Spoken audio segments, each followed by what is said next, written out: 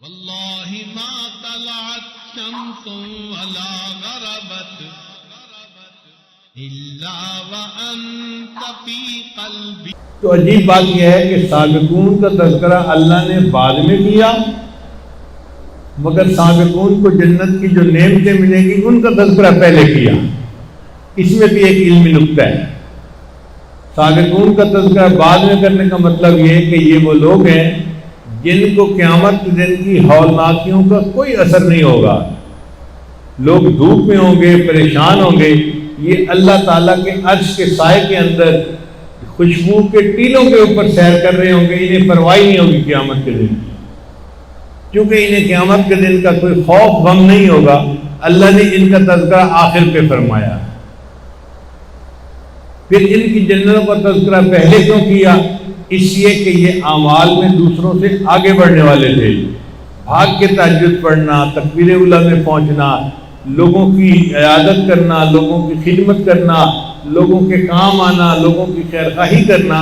کیونکہ یہ لوگ ہر جگہ پر آگے آگے ہوتے تھے، اس لیے اللہ نے ان کی جنت کا تذکرہ پہلے فرما دیا. چنانچہ سابقین کی ایک مثال لکھ لیجئے. سیدنا صدیق اکبر رضی اللہ تعالیٰ عنہ ایک دفعہ نبی علیہ السلام نے فرمایا، من اصبح منکم اليوم صائما، تم میں سے آج کس بندے نے روزہ رکھا ہے؟ ابو بکر صدیق نے کہا قال انا، اے اللہ کے میں نے روزہ رکھا ہے. پھر نبی علیہ السلام نے پوچھا من اطعم منکم اليوم مسکینا، آج تم میں سے مسکین کو کس نے کھانا کھلایا ہے؟ ابو بکر صدیق نے کہا انا، قال انا، اے اللہ کے میں نے مسکین کو بھی کھانا کھلایا ہے. قال من عاد منکم اليوم مریضا، آج تم میں سے کس نے کسی مریض کی عیادت کی ہے؟ قال انا، ابو بکر صدیق بولے اے اللہ کے میں نے عیادت کی ہے. قال من تبع منکم الجنازہ، آج تم میں سے کس نے جنازے کی اتباع کی پیچھے چلا؟ ابو بکر صدیق نے کہا انا، میں اللہ کے بھی میں نے.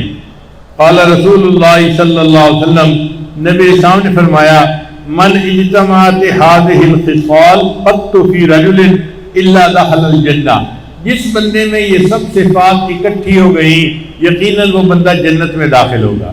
تو یہ ہیں سابقین کہ ہر خیر کے کام میں دوسروں سے آگے آگے، کیونکہ یہ نیکی میں دوسروں سے آگے بڑھنے والے تھے. اللہ نے ان کی جنت کا بھی تذکرہ پہلے فرمایا.